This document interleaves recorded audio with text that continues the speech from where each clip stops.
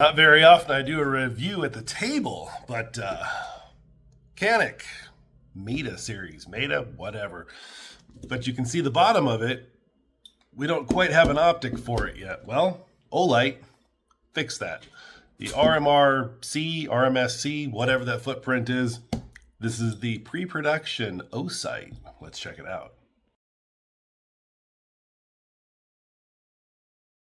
So this was available for Yellow Diamond and up as a pre-production model. This should fit the C plates. Ooh, I might need two hands for this one. Yeah, the cat's eating. Okay, so you're gonna get all kinds of cool stuff in here, but this is what we're after, is this. So you have your little garage here. This also acts as your charger, and it will display numerically what your charge is at on the optic itself. You can see there's the pins right there for the charging, and here is the Osight. Looks just like their other renditions. That's your magnetic charging top right there. That the whoops. A little easier to do with two hands. That's it. That's how it charges. And it showed up at about 60% state of charge, which is just perfect.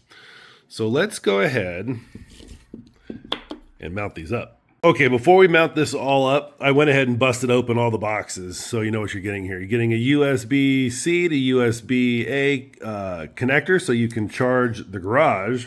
And there's your USB-C right there to plug in to charge that. This is kind of neat. I don't recall this with the other Olight Osight that they had, but you get, you know, your little wrist strap, and it actually goes around the garage door or the garage, so you don't lose it. That's kind of neat. A vinyl-ish, this is more like umbrella material. I will never use that. And then a cleaning cloth for your lens. You get a box of various screws, and you get, this is very similar to Swamp Fox. Got the cool little skull in there to adjust your windage and elevation on this. I did hold it up. This is not going to happen with one hand. Anyhow, it will fit the two big screws right here. So let's go ahead and mount the Osight up onto the Canik METE. Ooh, God, I love this gun. We did a review on this PL Turbo too. This is a fantastic light. Opening up the box of screws, it's they're actually labeled. You got your M3, M4, and 6/32. And I thought this was really cool. They're all foam cutout. Not quite sure why the 6/32 only got 3, and it does look like there was a hole for a 4th. But, you know, you could also say, I don't know why I got 6 when, you know, you only need 2 to hold it on here. So this is kind of a nice little touch. You know, everything's kind of set up in a little pill bottle format. So, yeah, let's get to mounting. Check that out. We are mounted up and looking absolutely stellar. I have not turned it on yet because you always want to full charge your Olights before you start playing around with them. But that looks fantastic. I am pretty positive it's not co-witnessed. You know, we're going to have to dial it in, but damn. And then you've got your 2 screws right there to mount it. So the catch with these are different sizes. The first one I put in had 2 threads that could grab the slide. This side, they're, you know, considerably longer, so we were able to thread way down into the top of the slide with no issues. I think what we'll do now is we'll get this plugged in and charging, and then we'll take a look at it after it's done charging. I can't imagine it's going to take very long showing up at 60% state of charge. So I'm really excited about this. This is going to be a cool light. Sit tight. So when you initially plug it in,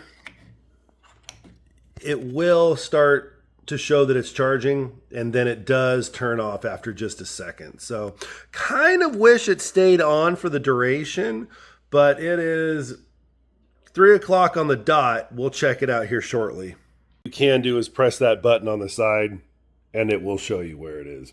Still kind of wish it stayed on, but I get it. All right, guys, so we just pulled into the range. Not the one I wanted to go to. There's 4 ranges out here. This one's kind of not so great because the berm is only about 30 feet right there, whereas the other ones go, 180 yards out.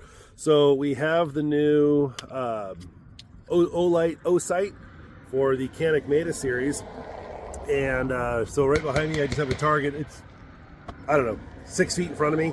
And then we have the dueling tree 10 yards out.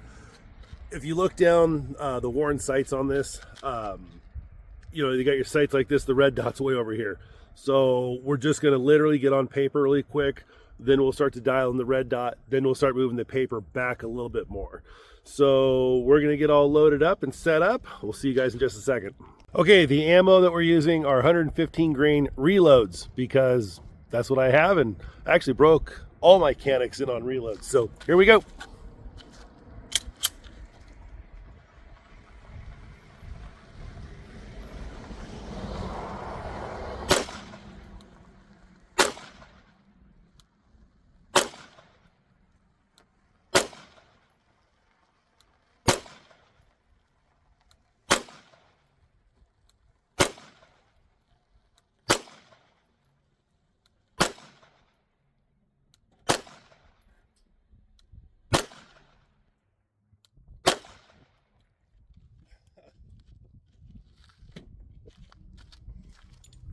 Okay, so that's pretty cool.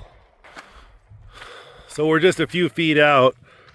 First shot and then started to walk it up. So I was actually aiming about here with the dot. So kind of what I already knew. It was going to be a little bit to the left, but that's pretty damn good. So we'll make a couple adjustments. We'll switch out the paper. We'll be right back.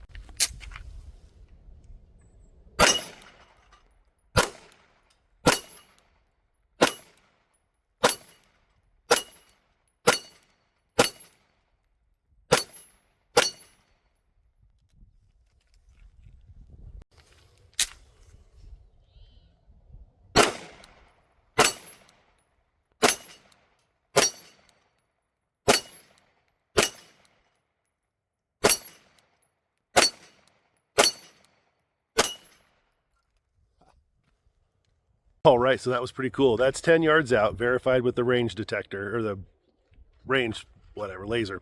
A couple adjustments, fantastic, but we have a problem. So this wonderful little piece of plastic really needs metal tips, and the flat edge on this to adjust your windage and elevation, it's too wide, it didn't fit.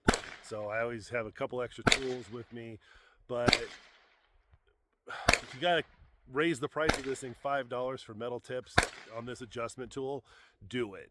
But other than that, so far we're holding zero. I'm going to run another 100 rounds through it. But yeah, so far this is the only issue. Everything else is going phenomenal. So let's put some more rounds downrange.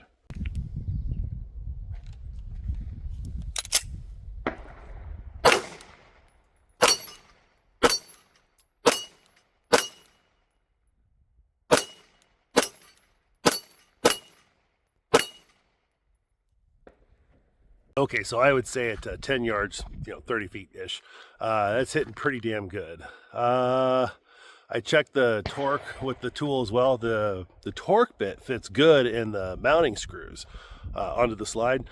Those are still nice and tight. I don't feel like zero is walked at all. There's a little bit of a breeze right now, and again, I'm using reloads. They're fairly consistent. I use a Dillon Square Deal B.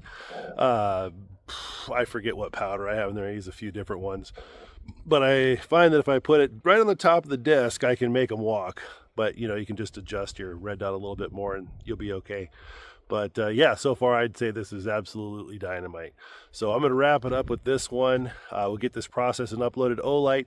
If you guys have any questions about this, if you want me to come back out and do anything, just let me know. But so far, man, this is a home run. It was money well spent. We'll see you guys on the next one.